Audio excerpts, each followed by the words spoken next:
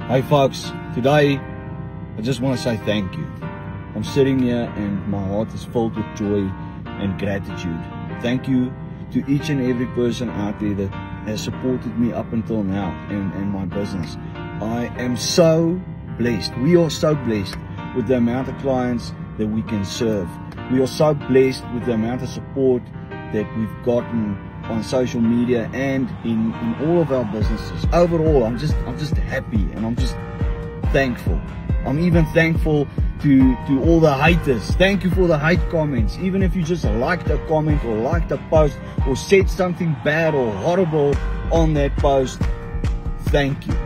I love each and every one of you and I appreciate you. And if it wasn't for the support and even all of the hate comments that I sometimes get, then I wouldn't be sitting here today in such a privileged position.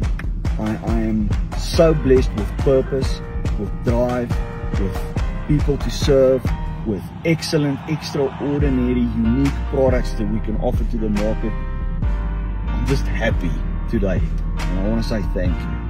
And I hope, I really from the bottom of my heart, I hope that each and every person can experience this rush, this thrill of gratitude that I get to experience here.